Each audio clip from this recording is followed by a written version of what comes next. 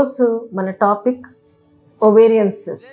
So ovarian cyst అనేవి చాలామందికి అల్ట్రాసౌండ్లో ఫైండింగ్లా ఓపీడీలో ఉన్న పేషెంట్స్ తీసుకొచ్చి చూపెడుతూ ఉంటారు. డాక్టర్ మాకు సిస్ట్ ఉన్నాయి, we are little concern, we are worried, దీని గురించి ఏం చేయాలి అనేది.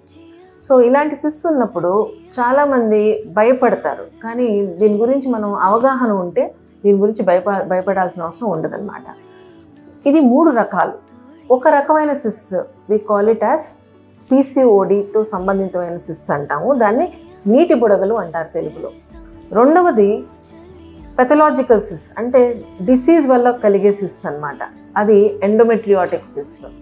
మూడో రకము which are more than 5 centimetres, అంటే 5 సెంటీమీటర్ల కంటే ఎక్కువ ఉండేవి. These are little dangerous variety of cyst, ఎందుకంటే అవి క్యాన్సర్ కలిగిన గుణం ఉండే సిస్టులు. ఈ 3 సిస్టుల్ని మనము అల్ట్రాసౌండ్ ద్వారా ఎటువంటి సిస్ట్ ఏంటి అనేది మనం తెలుసుకోవచ్చు. అయితే ఈ 3 సిస్టుల వల్లను ఫర్టిలిటీ అనేది డెఫినెట్గా ఎఫెక్ట్ అవుతుంది. పీసీఓడి ఏమో హార్మోనల్ డిస్టర్బెన్స్ వల్ల వచ్చేది కాబట్టి దానికి ట్రీట్మెంట్ కొంచెం వరకు ఈజీ.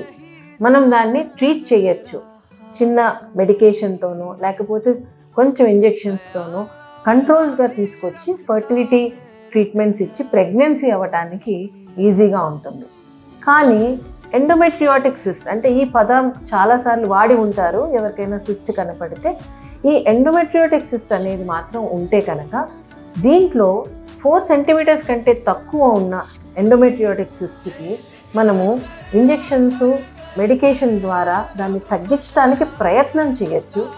కానీ 5 సెంటీమీటర్స్ కంటే ఎక్కువ ఉన్న ఎండోమెట్రియాటిక్ సిస్ట్ అయితే మాత్రం తప్పకుండా దానికి సర్జరీ అవసరం అవుతుంది. అయితే సరైన ట్రీట్మెంట్ లేకపోతే మాత్రం ఈ ఎండోమెట్రియాటిక్ సిస్ట్ పెద్దగా అయ్యే అవకాశం ఉండి కంప్లీట్గా ఓవరీని, అంటే మన అండాశయాన్ని పూర్తిగా డిస్ట్రాయ్ చేసేస్తాయి.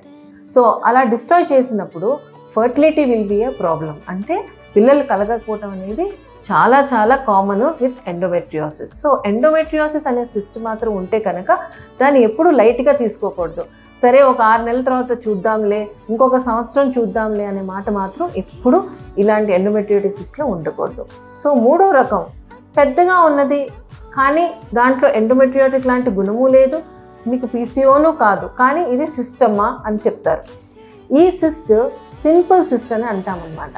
కొంతమందికి ఇది హార్మోనల్ చేంజెస్ వల్ల, ఏజ్ రిలేటెడ్ చేంజెస్ వల్ల కూడా ఇది వస్తూ ఉంటుంది. ఈ నార్మల్గా దానంతట దానికి అవి వెళ్ళిపోతూ ఉంటాయి. కాకపోతే దాన్ని జాగ్రత్తగా అల్ట్రాసౌండ్తో చూస్తూ ఉండాలి.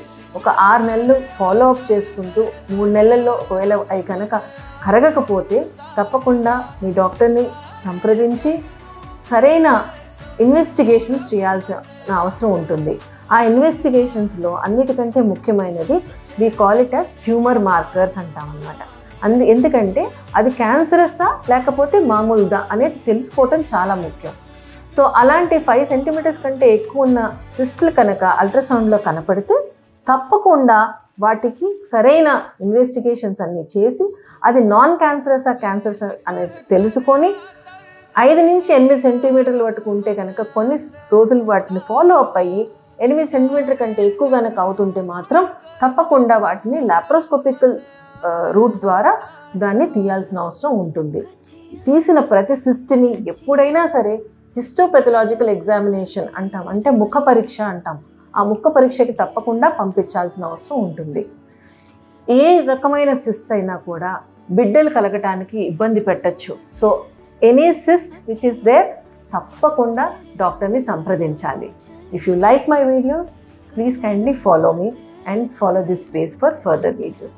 Thank you.